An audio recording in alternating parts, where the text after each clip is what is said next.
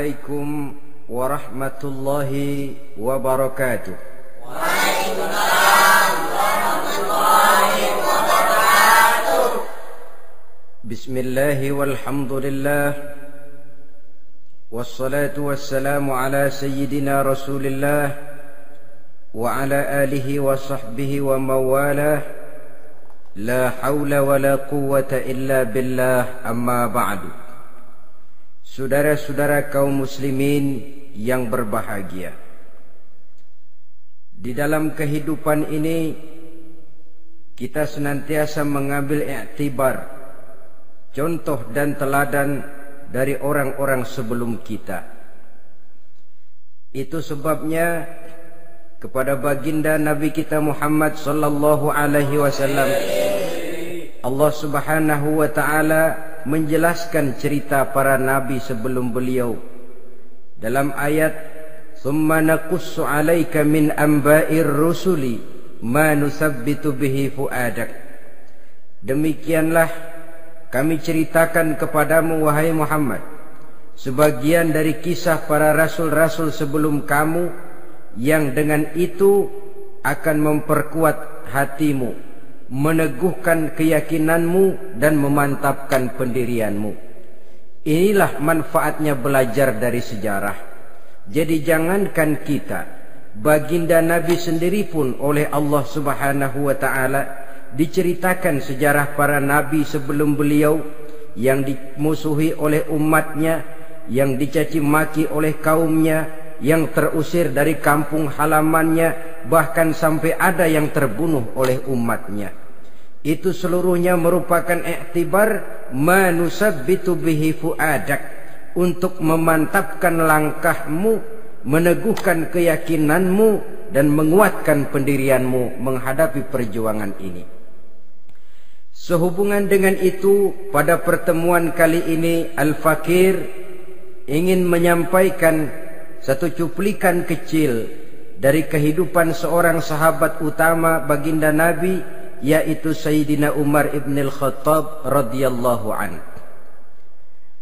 Beliau adalah Umar bin Khattab bin Nufail bin Abdul Uzza dari suku Quraisy golongan Bani Adi. Perawakannya tinggi, kekar dan gagah, melambangkan sifatnya yang pemberani, tegas dan tidak pernah kenal takut kepada siapapun. Sebelum mendapat hidayah, Umar bin Khattab termasuk orang yang berdiri di barisan orang-orang yang memusuhi umat Islam. Ia terperangkap dalam tradisi jahiliyah di mana gemar berperang dan bermabuk-mabukan juga merupakan hal-hal yang pernah dilaksanakan dalam kehidupannya sebelum beliau masuk ke dalam agama Islam. Oleh karena itu, dalam kehidupan beragama, hidayah merupakan sesuatu yang penting. Bagaimanapun banyaknya dosa dan kesalahan yang telah dilakukan oleh seseorang, tidak seharusnya menyebabkan ia putus asa dari rahmah Allah. Sebaliknya, bagaimanapun banyak kebajikan dan kebaikan yang sudah dikerjakannya, tidak perlu membuat dia besar hati, puas, bangga, apalagi menjadi lalai karenanya. Sebab kita belum tahu akan bagaimana ujung perjalanan dari kehidupan kita ini. Saudara-saudara, kisahnya pun masuk Islam merupakan peristiwa yang menarik. Pada satu hari, dengan pedang terhunus, Umar bin Khattab menuju Darul Arqam, tempat di mana baginda Nabi biasa berkumpul dengan para sahabat. Melihat mukanya yang beringas, matanya yang nanar, orang sudah menyangka dan mengerti ini tentu akan terjadi pembunuhan. Dalam perjalanan menuju Darul Arqam, Umar bertemu dengan Nuaim bin Abdullah. Nuaim bertanya, "Ya Umar, mau kemana ente?" "Mau membunuh itu, si murtad itu," kata. "Si murtad yang mana?" Yang mana lagi? Itu yang memecah belah kita, yang menghina berhala-berhala kita, yang menjelek-jelekkan nenek moyang dan keturunan kita. Siapa lagi kalau bukan Muhammad? Kata Nuaim Umar, enggak salah. Tidak salah lagi. Salah Umar. Salah kenapa? Apa kamu enggak malu? Kamu mau pergi membunuh Muhammad, sementara adikmu sendiri Fatimah, dia sudah termasuk salah seorang pengikut Muhammad. Mendengar ini, muka yang memang tadinya sudah marah dan merah, tambah jadi kelabu. Bukan main mangkelnya Umar bin Khattab. Orang lain dia musuhi, orang lain dia kejar-kejar. Ini malah adiknya sendiri menjadi pengikut dari baginda Nabi. Tidak jadi menuju Darul Arqam, dia berangkat ke rumah adiknya Fatimah. Adapun di rumah Fatimah sedang berkumpul Fatimah, suaminya Sa'id bin Zaid, dan seorang sahabat Habbab ibnul Arad. Mereka sedang membaca Quran. Waktu itu Quran belum lagi dijilid macam sekarang, jadi masih merupakan suhuf atau lembaran-lembaran tercecer saja. Ketuk pintu. Ya tentu tidak assalamualaikum karena dia belum Islam. Tok, tok, tok. Siapa di luar? Umar. Mendengar suaranya saja, ini sahabat yang namanya Habbab ibnul Arad sudah lari ke belakang pintu. Sambil komat kamit baca doa mohon diselamatkan oleh Allah. Adapun Fatimah yang sedang memegang suhuf, lembaran tulisan Quran itu, menyembunyikan suhuf itu di belakang bajunya. Umar masuk. Fatimah, saya bang. Apa benar berita yang saya dengar? Berita apa itu bang? Bahwa kau sudah masuk Islam. Bang, andai kata Muhammad memang benar, bagaimana? Sudahlah, jangan belit-belit. Jawab saja, kau masuk Islam benar atau tidak? Ya. Saudara hadirin, begitu dikatakan iya, tangannya langsung melayang, menampar muka adiknya ini, sehingga mengalir darah dari hidungnya. Suaminya Sa'id bin Zaid yang mencoba melindungi istrinya, dipegang lehernya, dibanting, diduduki dadanya. Oh ini jawara ini.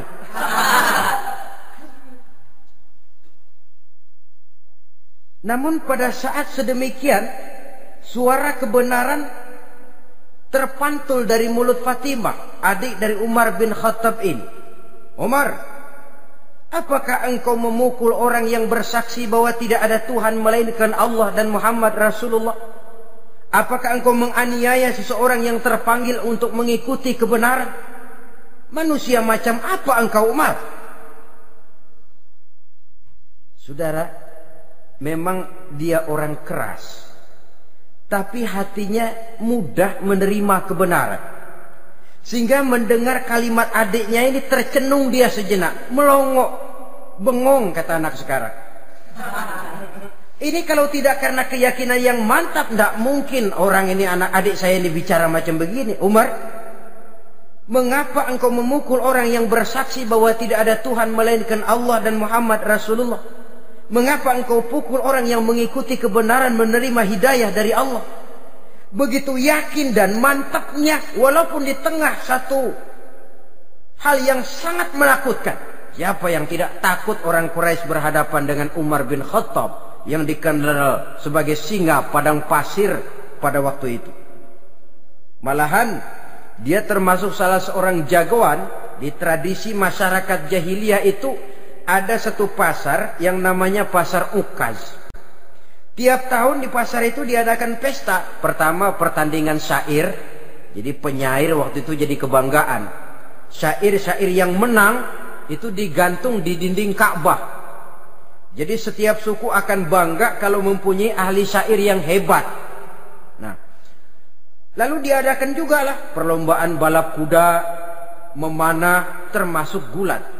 Lah Umar ini tiap kali pertarungan mesti menang. Belum pernah ada yang berhasil mengalahkan dia. Jawara. Saudara-saudara, mendengar adiknya begitu mantap hatinya, apalagi ketika adiknya berkata begitu, suhuf, lembaran yang disembunyikan di belakang bajunya tersembul.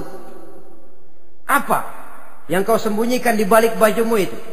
Suhuf. Apa suhuf itu? Lembaran Al-Quran.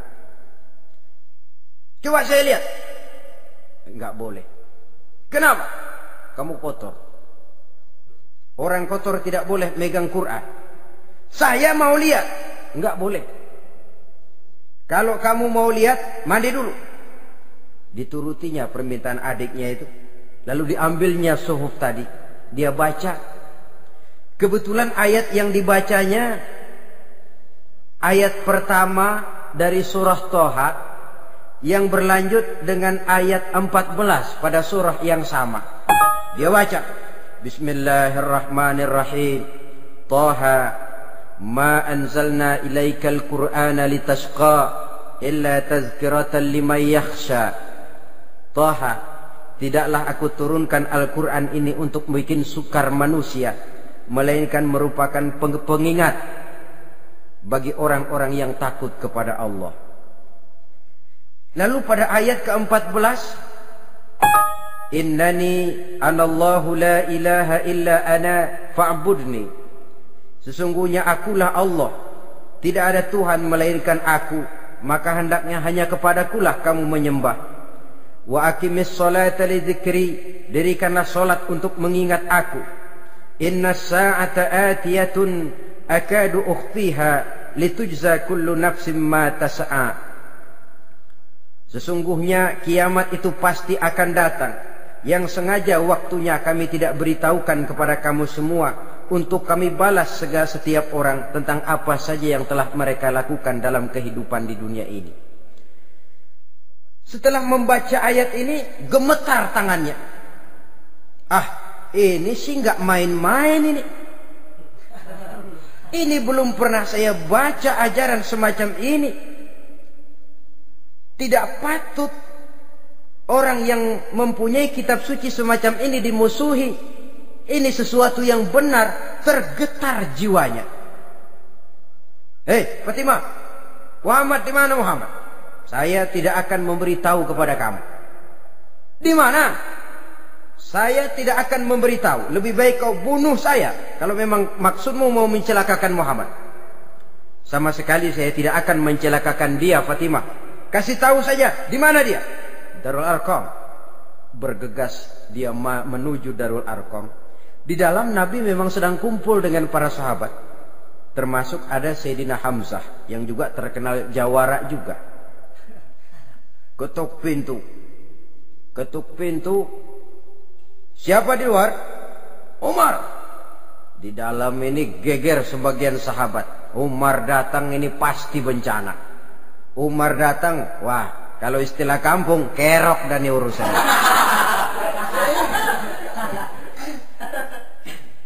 Tapi baginda Nabi menenangkan mereka. Tenang, mudah-mudahan ada hikmahnya.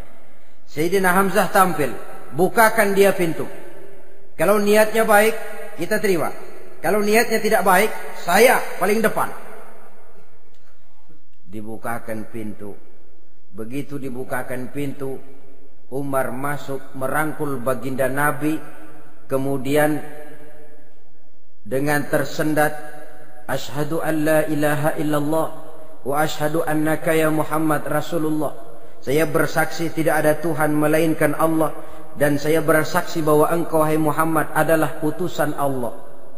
Sahabat takbir semua, Allahu Akbar, Allahu Akbar. Kegembiraan meliputi suasana ketika itu. Kenapa? Karena sebelumnya dikala Umar belum masuk Islam, dia merupakan ganjalan yang paling dikhawatirkan oleh umat Islam. Setelah dia masuk Islam, jelas merupakan suatu keuntungan yang sangat besar.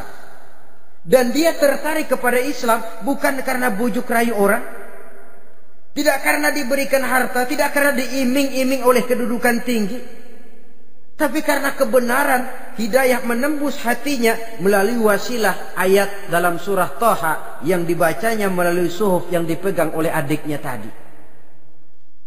Sejak saat itu berubah 180 derajat Umar bin Khattab radhiyallahu anhu. Tetapi tetap dengan sifatnya keras, tegas, dan tidak pernah kenal takut kepada siapapun. Cuma kalau sebelum Islam, dia kerasnya kepada Islam. Setelah dia masuk Islam, muter arah. Kepada siapapun yang memusuhi Islam, dia bersikap keras, tegas, dan tidak pernah kenal takut. Bahkan setelah beliau masuk Islam, satu hari ketika di Darul Arqam kumpul-kumpul, waktu itu Nabi belum berdakwah secara terbuka karena pengikut masih sedikit. Sayyidina Umar usul, "Ya Rasul, ada apa Umar? Alasna 'alal haq fi mamatina wa mahyana." Ya Rasul, bukankah kita ini berdiri di atas sesuatu yang benar? Bukankah mati kita, hidup kita untuk melaksanakan sesuatu yang benar? Bala ya Umar, betul Umar. Wallazi nafsi biyadih, innakum la'alal haq in muttum wa in hiyitum. Demi Allah Umar, kata Nabi, sesungguhnya kamu dan kita semua berdiri di atas kebenaran, hidup ataupun mati. Setelah mendapat jawaban begini, Umar masuk kepada tujuan pembicaraannya. Izan ya Rasul, fafimal ihtifa. Kalau memang begitu ya Rasul, kalau memang kita yakin kita berdiri di atas kebenaran, kita hidup karena kebenaran, kita mati pun memperjuangkan kebenaran, fafimal ikhtifa. Kenapa mesti ngumpet-ngumpet? Kenapa harus sembunyi-sembunyi? Wallazi ba'asaka bil haqq, demi Allah ya Rasul, la takhrujanna wa la nakhrujanna ma'ak. Tuhan harus keluar menyampaikan Islam ini secara terbuka, dan kami akan mendampingi Tuhan dengan segenap jiwa dan raga. Sekali masuk Islam gak tanggung-tanggung. Yang kayak begini ini yang kita perlukan sekarang ini. Begitu masuk Islam, nggak tanggung seluruhnya, jiwa dan raganya masuk Islam. Beliau yang pertama kali mengajukan ide, kenapa harus dakwah sembunyi ya Rasul? Wong kita berdiri di atas kebenaran, memperjuangkan sesuatu yang hak. Kalau kita mati, kita pun mati membela kebenaran. Kenapa mesti fafimal ikhtifa? Kenapa harus sembunyi-sembunyi? Mulai sekarang mari keluar ya Rasul, saya akan dampingi Tuhan, nyawa taruhannya. Saudara hadirin yang saya hormati, selalu dia tempat-tempat yang pernah dia melaksanakan maksiat sebelum dia Islam, selalu dia kunjungi, sampai dia berkata, tidak ada tempat yang pernah saya melakukan kesalahan sebelum saya Islam yang harus saya tutupi dengan kebajikan setelah saya Islam sekarang ini. Bahkan ada satu riwayat menjelaskan beliau itu yang tinggi badannya, kekar perawakannya, gemetar orang ngadepin dia. Tapi beliau sendiri sangat mudah gemetar kalau sudah mendengar ayat-ayat Allah. Sehingga ada satu riwayat menjelaskan Sayyidina Umar itu setelah masuk Islam, kalau sholat kadang-kadang bila menoleh ke kanan beliau senyum, bila menoleh ke kiri beliau menangis berurai air mata. Ada orang bertanya, ya Umar, kenapa menengok ke kanan kau senyum, ke kiri kau menangis? Itulah kalau saya ingat jahilnya saya sebelum Islam. Adapun bila saya menoleh ke arah sebelah kanan saya tersenyum, teringat betapa dulu saya membuat berhala dari korma. Saya tumpuk-tumpuk, saya susun begitu.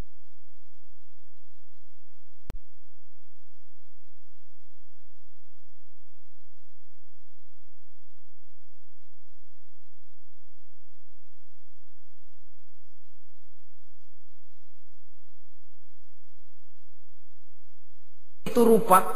Setelah saya sembah, saya makan itu korma. Gagah betul saya waktu itu, sampai Tuhan pun saya makan. Adapun kalau saya menoleh ke kiri, teringat putri kesayangan saya yang terbawa oleh tradisi jahiliyah, takut menanggung aib, merasa malu mempunyai anak perempuan sampai dia terkubur hidup-hidup. Berurai air mata saya mengingat semua itu. Padahal Nabi sudah memberikan jaminan. Sebab saudara jangan lupa, orang kafir masuk Islam, dalam Islam itu dihitung dari bayi lagi. Dari nol, itulah untungnya. Jadi misalnya sudah 60 tahun, dari kecil sampai 60 tahun kafir. Umur 61 masuk Islam. Nah, sejak umur 61 itulah yang dihisab oleh Allah. 60 tahun ke bawah gratis bersih pemutihan. Istimewa betul. Tapi jangan lalu diniatin, gua kafir aja. Nanti sudah tua-tua mau giliran mati baru Islam. Itu diniatin lain. Ini yang karena faktor hidayah, saudara-saudara. Nah, cintanya kepada baginda Nabi luar biasa. Dalam setiap pertempuran beliau selalu di front terdepan. Bahkan demikian cintanya sampai ketika hari di mana baginda Nabi wafat, saudara-saudara. Disampaikan berita wafat Nabi kepada Umarin. Ya Umar, baginda Nabi sudah wafat. Kamu ngomong apa? Baginda Nabi sudah wafat. Bukan sedih, nyabut pedang, keluar matanya melotot. Siapa yang bilang Muhammad mati, saya tabas batang lehernya. Begitu cintanya beliau kepada baginda Nabi, sampai-sampai enggak menerima kalau Nabi wafat. Taruhlah enggak bisa mati bersamaan, bolehlah mati beriring-iring saja barangkali maksudnya. Saudara-saudara, cabut pedang, kelayaban kemana-mana. Ayo, siapa ngomong Muhammad mati, saya tabas batang lehernya. Sampai bertemu dengan Sayyidina Umar, Sayyidina Abu Bakar. Di tempat orang banyak, Sayyidina Abu Bakar yang bijaksana ini pidato. Ayuhan nas, man kana ya'budu Muhammadan fa inna Muhammadan qad mata. Wa man kana ya'budu Allah fa inna Allah hayyun la yamut. Wahai manusia, barang siapa yang menyembah Muhammad, maka Muhammad sudah mati. Tetapi barang siapa yang menyembah Allah, Allah akan hidup selamanya dan tidak akan pernah mati. Mendengar pidato ini, Sayyidina Umar sadar bahwa sebenarnya yang tidak bisa mati itu cuma Allah. Bagaimanapun agungnya baginda Nabi, besarnya baginda Nabi, tinggi akhlak budi pekertinya Nabi, cintanya beliau kepada Nabi, Nabi manusia. Dan manusia harus mati. Kemudian dibacakan surah Ali Imran ayat 144. Wa ma Muhammadun illa rasul qad khalat min qablihi rusul afa immata aw qutilan qalabtum ala aqabikum. Muhammad tidak lain daripada manusia, telah datang kepadanya rasul. Apakah jika ia mati engkau kembali menjadi murtad atau mundur ke belakang? Mendengar ayat ini dibacakan, Sayyidina Umar sadar, berurai air matanya, menangis dalam kesedihannya. Ini cintanya yang demikian tinggi kepada baginda Rasulullah sallallahu alaihi wasallam. Begitulah seluruh kesalahan yang dia lakukan pada saat sebelum dia masuk Islam, berusaha dia tutupi dan dia tebus dengan segala kebaikan, pengabdian, perbuatan soleh setelah dia masuk Islam. Sehingga diajarkan oleh baginda Nabi, ittaqillaha haitsu ma kunta wa atbi'i sayyi'atal hasanata tamhuha wa khaliqin nasa bi khuluqin hasanin. Bertakwalah kamu kepada Allah, kata Nabi, dimanapun saja kamu berada. Jadi takwa tidak kenal tempat. Dimanapun saja kamu berada, bertakwalah kepada Allah. Di rumah takwa, di pasar takwa, di kantor takwa, di tengah orang banyak takwa, pada waktu sendirian takwa. Ittaqillaha haitsu ma kunta. Bertakwalah kau kepada Allah dimanapun saja kamu berada. Jangan takwa pakai tempat. Di masjid takwa, di kantor nyolong.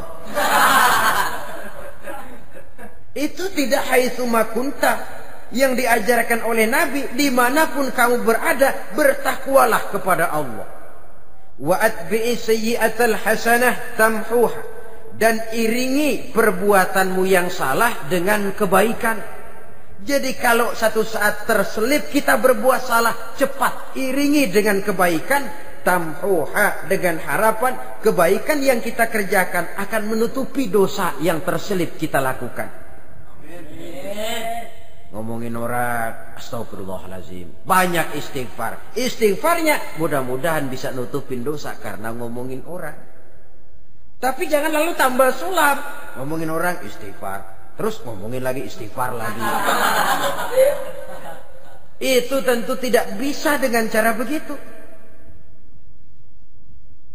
Barangkali terselip pernah mengambil harta orang tanpa alasan yang hak, imbangi dengan rajin sedekah misalnya.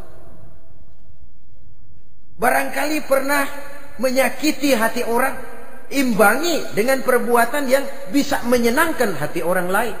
Itu namanya mengiringi perbuatan yang bersifat salah dengan kebajikan. Ini yang dilakukan oleh Sayyidina Umar.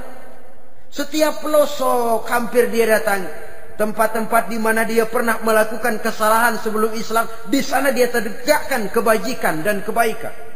Kegagahannya, keperkasaannya, keberaniannya sepenuhnya bulat-bulat sudah diwakafkan untuk kepentingan Islam. Saudara hadirin yang saya hormati, diperlukan orang-orang yang punya keberanian macam Sayyidina Umar. Berani karena panggilan hidayah, bukan berani babi. Babi berani juga babi, cuman nyeruduk. Artinya berani yang tanpa pertimbangan. Berani yang tanpa pertimbangan pada akhirnya akan menyulitkan kita sendiri. Beliau gagah, beliau berani, beliau punya kekuatan, beliau punya wewenang, dan itu dimanfaatkannya untuk menjadi backing baginda Nabi kita Muhammad sallallahu alaihi wasallam.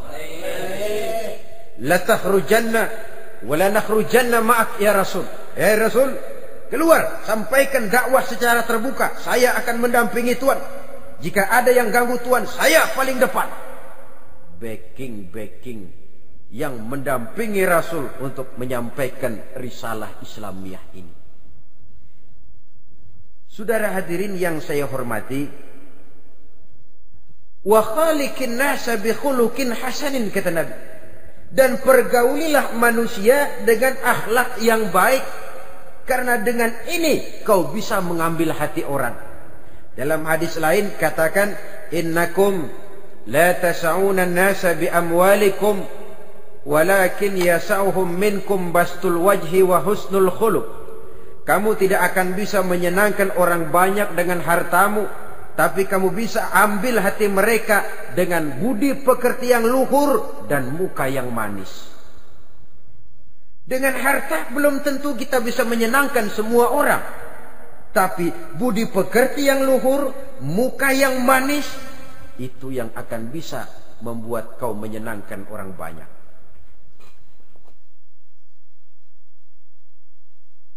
Setelah baginda Rasul wafat, pernah ketika berkumpul, Sayyidina Abu Bakar berkata kepada Sayyidina Umar, "Ya Umar, saya baiat kamu untuk menjadi khalifah." Jawab beliau, "Sayalah yang akan membaiat Tuan. Tapi Anda lebih utama dari saya Umar. Keutamaan saya akan saya berikan kepada Tuan untuk mendukung kekhalifahan Tuan." Di sini kelihatan wataknya yang tidak ambisius. Gagah, berani, perkasa, tapi tahu diri. Enggak nyelonong. Tidak menggunakan kekuasaannya, kegagahannya untuk maksud yang sewenang-wenang. Oleh karena itu setelah Sayyidina Abu Bakar wafat, beliau dilantik menjadi khalifah, keluarlah pidatonya yang terkenal. Ayuhan nas, inni qad wullitu alaikum walastu bi khairikum. Hai manusia, aku telah dipilih menjadi pemimpin kamu. padahal aku bukanlah orang yang terbaik di antara kamu. Kalau tidaklah karena aku melihat keutamaan, keteguhan yang dapat melindungi kalian, berat rasanya aku memikul amanah ini. Sebab apa? Alangkah beratnya menunggu datangnya perhitungan di akhirat nanti terhadap Umar. Ini yang jadi motifnya memegang jabatan khalifah. Sungguh berat bagi Umar menunggu datangnya saat perhitungan. Sehingga seolah-olah kalau bisalah jadi Umar bin Khattab saja, jangan jadi khalifah kalau bisa. Tapi moya umat sudah kadang memilih. Sehingga benar kalau dalam satu hadis Nabi pernah mengajarkan jangan memberikan satu jabatan kepada orang yang memintanya. Sebab orang kalau sudah minta jabatan, apalagi pakai jilat-jilat, pakai upeti-upeti, tentu ada tendensinya. Ada batu di balik udang. Kalau udang di balik batu kan mungkin nggak kelihatan, tapi kalau batu di balik udang kelihatan betul itu. Ada maunya, ambisinya. Jangan memberikan satu jabatan kepada orang yang memintanya. Seakan di batinnya Sayyidina Umar menyesali. Kenapa Umar nggak jadi Umar saja, kok mau jadi khalifah gitu. Alangkah berat perhitungan buat saya di akhirat nanti. Nah, setelah jadi khalifah, sebagai satu i'tibar, saya akan mencoba mengemukakan beberapa sifatnya yang menonjol untuk pelajaran buat kita semua. Pertama, sikapnya terhadap keluarganya setelah beliau menjadi khalifah. Kedudukan sebagai keluarga Umar bin Khattab bukan merupakan kedudukan istimewa. Itu ditanamkan betul kepada keluarganya.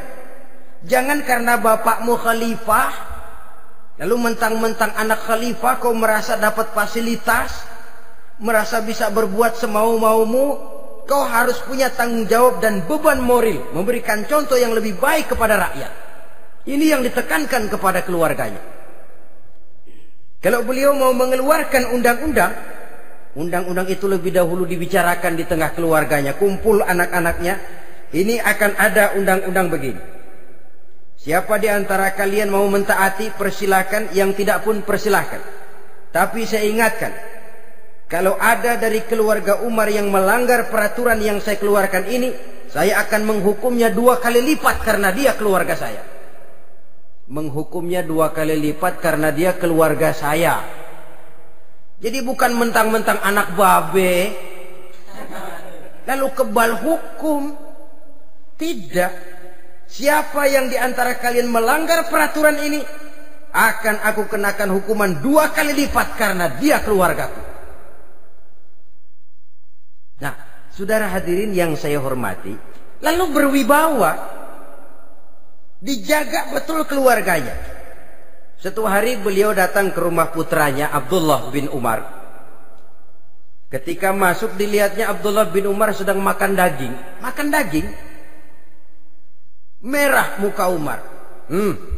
Mentang-mentang anak khalifah ya. Mentang-mentang anak Amirul Mukminin ya, kamu makan daging. Lihat tuh rakyat kita masih banyak yang kelaparan, makan daging, makan roti keras. Padahal itu halal. Sesuatu yang diperoleh dengan usahanya sendiri. Tetapi begitu hati-hatinya Umar untuk menjaga pandangan orang. Keluarga khalifah merupakan beban moral sebab akan dijadikan contoh oleh rakyatnya.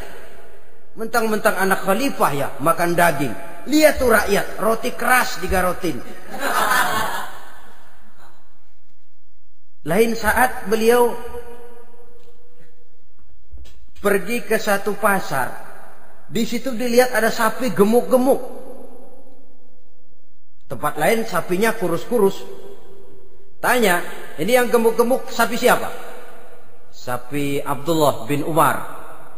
Sapi anaknya. Panggil Abdullah bin Umar, suruh sini. Datang anaknya itu. Abdullah bin Umar, bagaimana ceritanya sampai ini? Begini, Bapak. Dahulu itu dengan uang saya beli sapi kurus-kurus. Lalu saya rawat. Saya berikan upah orang untuk merawat sapi-sapi itu. Sampai sekarang dia menjadi gemuk. Akan saya jual dan keuntungannya tentu sesuatu yang halal. Subhanallah, kata Umar. Kau ini anak Amirul Mukminin. Jual sapimu. Ambil modalnya, untungnya, masukkan Baitul Mal untuk urus kepentingan orang Islam. Dia nggak mau anaknya terlibat bisnis, ndompleng kekuasaan ayahnya. Karena mentang-mentang anak khalifah lalu segala macam bisnis lancar. Orang takut karena apa? Anak babe. Ada lagi. Pada waktu pembagian harta ghanimah, putri beliau yang namanya Hafsah, ini adalah istri baginda Nabi, meminta bagian. Kaum kerabat ayah, ini kerabat khalifah, kitalah dulu kerabat. Kalau kau kerabatku, maka jatahmu nanti dari ayahmu. Harta ini masih lebih banyak dibutuhkan oleh orang-orang Islam. Nanti belakangan, kalau ada sisanya. Belakangan kalau ada sisanya. La haula wala quwata illa billah.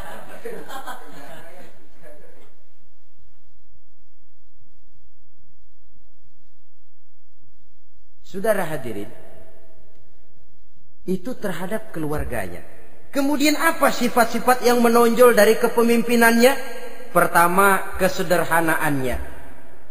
Beliaulah satu-satunya khalifah, Amirul Mukminin, setingkat presiden kalau sekarang, yang punya jubah cuma 2 dan 1 pun punya anaknya. Tambelan lagi. Pernah sholat Jumat terlambat. Beliau naik mimbar untuk khutbah, sebelumnya minta maaf dulu. Saudara-saudara, maaf saya terlambat nungguin baju kering. Seorang khalifah nungguin baju kering. Sederhana dalam kehidupannya. Mari kita ambil satu cerita lagi. Pada waktu beliau jadi khalifah, yang diangkat jadi gubernur di Mesir adalah Amr bin As. Amr bin As hidupnya lebih mirip kaisar. Istananya besar, pakaiannya bagus-bagus.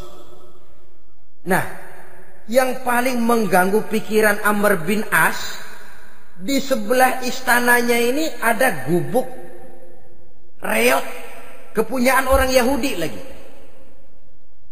Ini nggak pantas bener, masa di samping istana gubernur ada gubuk reot. Orang Yahudi lagi yang punya. Ini mesti udah bikin saja rencana, panggil dinas tata kota, bikin planning. Di sini mau dibangun masjid, proyek negara. Bikin gambarnya, susun anggarannya, tender. Saudara-saudara, si Yahudi yang punya gubuk reot dipanggil. Yahudi, ada apa, Pak? Kamu tahu nggak? Enggak. Iya, memang belum saya kasih tahu.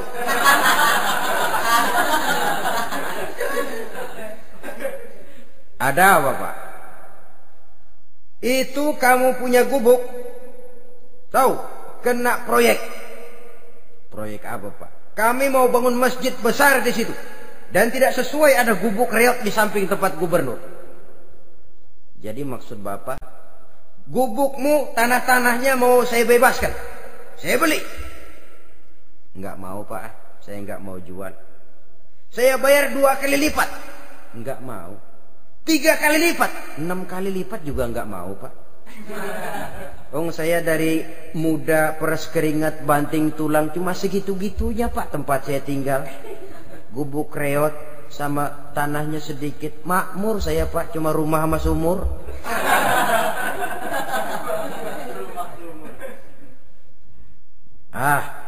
Ini Yahudi kelewatan juga. Akhirnya turun perintah, sudah, kalau dia nggak mau dibebaskan, gusur saja, tarik, ambil bulldozer. Digusur. Yahudi ini berurai air matanya. Aduh, begini jadi rakyat kecil, udah jatuh ketiban ember lagi. Tapi pikir-pikir Amr bin As kan bukan yang paling atas. Dia kan cuma pejabat, masih ada atasannya lagi. Lapor lapor.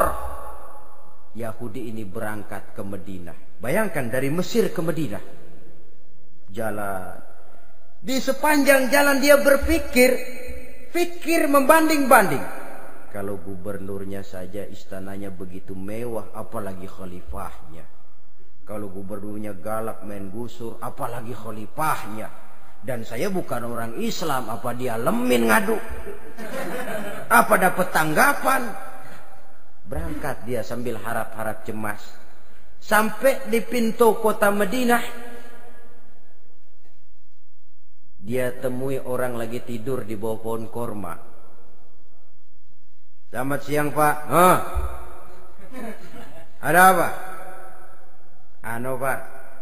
Apa? Mau lapor. Lapor apa? Bapak tahu Khalifah Umar bin Khattab? Tahu? Istananya di mana Pak? Istananya di atas lumpur. Di atas lumpur. Di atas lumpur. Pengawalnya banyak Pak. Banyak. Siapa Pak? Yatim piatu, janda-janda tua, orang-orang miskin, orang-orang lemah, itu pengawalnya. Pakaian kebesarannya apa sutra apa Pak? Pakaian kebesarannya malu dan takwa. Saya nggak ngerti Pak. Itulah Umar bin Khattab. Lalu orangnya sekarang di mana Pak? Di depan ente. Rupanya yang dia tanya itulah orangnya. Gemeter Yahudi ini, keringat bercucuran. Coba, istananya di atas lumpur. Sebab beliau berprinsip, bagaimana saya bisa menghayati nasib rakyat kalau saya tidak merasakan apa yang mereka rasakan? Bagaimana saya nggak bisa tahu sakitnya lapar kalau saya belum pernah kelaparan? Itu prinsipnya. Istananya di atas lumpur. Para pengawalnya yatim piatu, janda-janda tua, orang-orang miskin, orang-orang lemah dan tidak mampu. Dan pakaian kebesarannya malu dan takwa. Kamu dari mana? Dari Mesir Pak. Ada apa? Mau laporan gubernur Bapak di Mesir yang namanya Amr bin As. Kenapa? Main gusur aja Pak. Ceritanya, iya dia mau bangun masjid. Kebetulan di areal itu saya punya tanah sama gubuk segitu-gitunya. Saya nggak mau dibeli, digusur Pak. Saya mau mencari keadilan. Begini, kamu lihat tempat sampah itu, lihat. Di situ banyak tulang. Coba kamu ambil kemari satu, tulang unta, bawa sini. Bingung Yahudi. Pak, saya kemari mau cari keadilan. Kalau tulang mah di Mesir juga banyak Pak. Sudahlah, pokoknya kau ambil saja tulang itu. Dicoker-coker dapat dikasih. Tulang itu digaris lurus oleh Sidina Umar dengan ujung pedang. Red. Nah, nih, kau bawa kepada Amr bin As. Makin bingung itu Yahudi. Suruh bawa tulang cuman digaris. Nanti saya ngomong apa Pak? Sudahlah, kasih saja. Pulang dia. Sampai di Mesir. Tuan Gubernur, ada apa? Saya baru menghadap khalifah. Kemudian beliau sampaikan ini, dikasih tulang. Amr bin As ngelihat tulang ada goresan lurus dengan ujung pedang, gemetar. Badannya keluar keringat dingin. Panggil kepala proyek. Proyek batal. Masjid nggak jadi didiriin. Itu gubuk Yahudi diriin lagi. Ini Yahudi makin bengong. Ini gubernur dapat tulang doang segitu takutnya.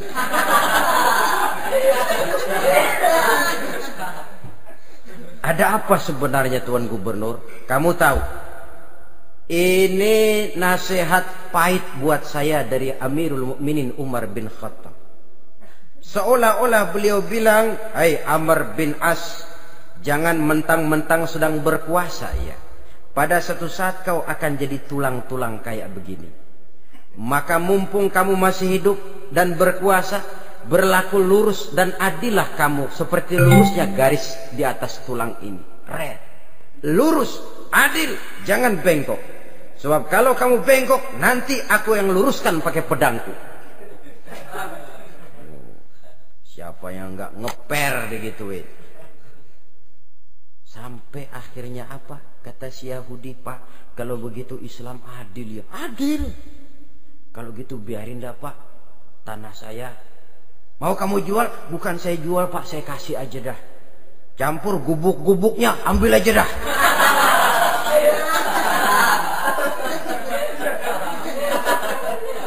Masuk Islam si Yahudi ini oleh karena keadilan dari Umar bin Khattab. Begitulah kesederhanaan hidupnya. Sampai saudara, yang ironi betul, pernah Utsman bin Affan, Ali bin Abi Thalib, Thalhah dan Zubair kumpul mendengar berita bahwa Sayyidina Umar ini punya hutang. Bayangkan, seorang khalifah untuk melangsungkan hidupnya sampai punya hutang. Padahal Baitul Mal di bawah kekuasaannya. Berunding Utsman, Ali, Thalhah, Zubair. Kalau kita langsung ngomong sama Umar nggak enak dong, dia nggak bakalan terima. Lewat putrinya aja, Hafsah. Baik. Hafsah ngomong sama Umar, Abah, kenapa? Bagaimana kalau honor Abah ditambah, ditingkatkan supaya hutang bisa ketutup? Hafsah, saya Abah. Siapa yang nyuruh kamu ngomong begitu? Enggak ada. Ada. Saya tahu ada ini. Kalau enggak ada, kamu enggak mungkin ngomong begitu. Tapi orangnya kalau saya tuntut, mereka mungkin enggak mau. Sekarang saya mau tanya Hafsah, kau kan istri Rasul, betul? Nah, saya mau tanya, suamimu makanannya apa? Daging? Bukan. Roti. Tempat tidurnya kasur empuk? Bukan. Kain kasar yang kalau musim panas kami bentangkan, kalau musim dingin separuh buat tidur, separuh buat selimut. Pakaian yang dibelikan untukmu berapa banyaknya? Cuma 2. Nah, itu guru saya, orang yang paling saya cintai, dan itu yang saya ikuti. Bahkan setelah beliau wafat, Sayyidina Umar ini hutangnya ditanggungkan kepada anaknya Abdullah bin Umar, dan itu pun dilunasi dengan menjual rumahnya, sehingga rumahnya itu disebut Darul Qadha, rumah bayar hutang. Begitu kesederhanaannya. Jadi nggak pakai aji mumpung jadi khalifah lalu kayak ikan gurita, tangan yang mana aja megang. Itu kan mental monyet. Monyet itu kan begitu, tangan megang kiri kanan, mulut ngawal, kaki megang, temennya dikasih masih ngerampas juga. Monyet rakus betul itu. Itu kesederhanaannya. Kenapa kesederhanaan ini timbul? Karena sikap zuhudnya. Zuhud itu tarkud dunia li ajlil akhirah. Orang yang mengambil dunia hanya yang diperlukan dengan lebih mengutamakan kehidupan akhirat. Watak zuhudnya yang sangat menonjol. Dialah pahlawan yang paling berani di medan perang. Dialah imam yang paling khusyuk di masjid. Dan tidak jarang kalau sholat sendiri, begitu membaca ayat yang menceritakan neraka, nangis berurai air matanya. Saudara hadirin ma'asyiral muslimin rahimakumullah. Jadi kesederhanaan dan kezuhudan ini bukan lewat teori disampaikan oleh Umar, bukan lewat penataran seluruh aparat, tidak, lewat contoh konkret. Inilah saya, contoh sederhana dan zuhud.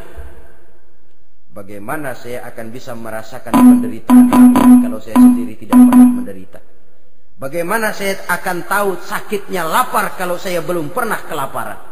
Maka tanpa penataran, tanpa upgrading segala macam, berhasil karena prinsip keteladanan. Beliau jadi contoh utama. Dan sumber utamanya tentu tidak lain karena contoh dari baginda Nabi besar Muhammad sallallahu alaihi wasallam. 2, sederhana. Yang kedua, zuhud. Yang ketiga, sifat yang menonjol dari kekhalifahannya adalah adil. Kalau sudah bicara soal hukum, dia tidak pernah kenal kompromi. Adalah seorang pemuka Nasrani masuk Islam. Namanya Jabalah bin Aiham. Ketika dia bikin haji, kain ihramnya keinjak orang Arab yang hitam. Badui. Jengkel. Dia merasa bekas tokoh. Enak aja nih orang udah jelek nginjak lagi. Ditempeleng orang tadi. Orang ini lapor kepada Umar. Panggil Jabalah bin Aiham. Panggil. Kau ditampar? Betul Khalifah. Tampar dia. Tampar lagi. Dipukul orang itu. Di depan Sayyidina Umar. Jadi tidak karena kau ini bekas kepala suku, kau ini bekas orang terhormat, lalu ada kebijaksanaan yang tidak bijaksana. Kebijaksanaan yang akhirnya jadi tidak bijaksana. Dan itu memang sudah dimulai dengan memblokir keluarganya. Tidak satu keluarganya pun yang boleh mempunyai perasaan bahwa menjadi keluarga khalifah merupakan fasilitas dan keuntungan. Kau jangan makan di atas punggungku. Kau jangan menikmati fasilitas di atas keringatku. Dan tidak ada keinginan mewariskan jabatan khalifah kepada anak-anaknya. Pernah beliau musyawarah. Saya bingung. Kenapa khalifah? Gubernur Kufah ini sulit nyari orang. Diangkat yang lemah, rakyat ngeluh. Diangkat yang keras, rakyat juga ngeluh. Ada calon khalifah. Kalau ini mah nggak salah lagi nih buat gubernur Kufah. Siapa? Abdullah bin Umar. Anak beliau sendiri. Melotot matanya. Jangan macam-macam kau. Cukup satu orang Umar memegang jabatan ini. Kalau berhasil, kami keluarga Umar sudah merasakannya. Kalau gagal, cukup kegagalan seorang Umar. Tidak berusaha mengorbitkan anaknya. Wah, anak babe diangkat jadi jadi tidak, malah diblokir, cari yang lain. Tapi Abdullah bin Umar cukup syarat ya khalifah, dia orang bertakwa dan soleh. Yang takwa dan soleh bukan cuma anak Umar, anak orang lain juga banyak yang takwa dan soleh. Itu prinsipnya.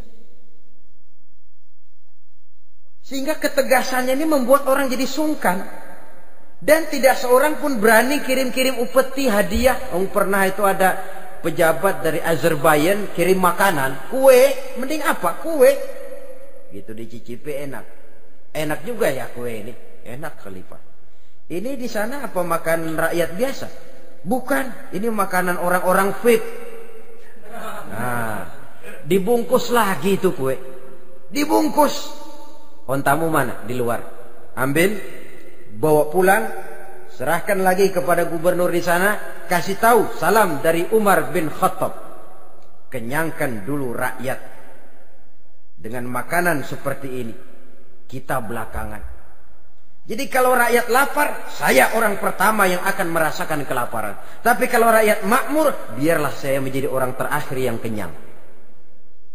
Kan bagus prinsip itu. Jikalau rakyat kelaparan, saya akan jadi orang pertama yang merasakan lapar. Tapi kalau rakyat makmur, biar saya jadi orang terakhir yang kenyang.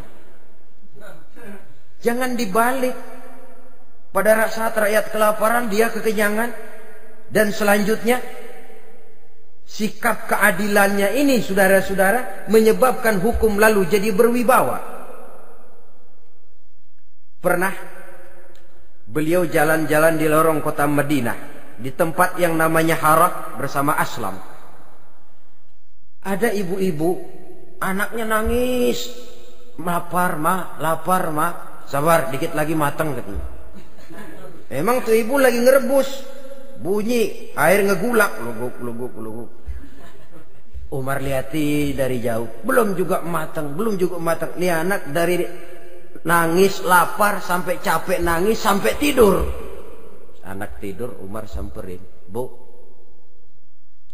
yang masak apa sih kok nggak bisa matang? Saya nggak masak apa-apa tuan. Itu pating kerubuk apa? Ketika dibuka ya cuma air saja. Subhanallah, ibu sudah ngebohongi anak ibu sendiri. Habis harus bagaimana tuan? Saya sudah nggak punya makanan untuk dimasak. Sementara perut nggak kenal kompromi. Jalan satu-satunya ya terpaksa anak saya bohongi. Saya bilang sebentar lagi matang sampai dia tidur sekarang ini. Memangnya Khalifah Umar gimana sih ngurusi rakyatnya? Subhanallah, dia orang zalim. Dia yang memegang urusan kami, tapi dia nggak tahu nasib saya. Anak kelaparan, keluarga terlantar. Oh begitu. Iya, zalim betul Umar bin Khattab itu. Kalau begitu ibu tunggu sebentar. Dia pulang bersama Aslam menuju Baitul Mal. Dia ambil tepung 1 karung, dipikul sendiri. Dipikul sendiri. Kata Aslam, ya Khalifah, biar saya yang bawa. Jangan. Kenapa Khalifah? Apa kau kira kau sanggup mikul dosa saya di akhirat nanti? Biar saya yang mikul sendiri. Dia bawa ke tempat tuh ibu-ibu. Dia masakin sendiri. Nah bu, sudah matang, persilahkan masak. Makan. Alhamdulillah Tuhan. Mudah-mudahan Allah memberkahi Tuhan. Tuhan lebih baik dari Umar bin Khattab yang zalim itu.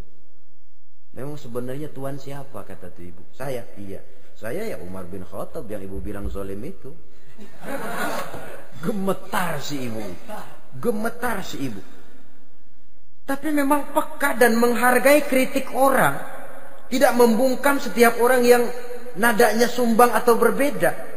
Kadang beliau berkata, saya khawatir karena orang terlalu segan dengan saya, lalu nggak ada yang berani negor kalau saya salah.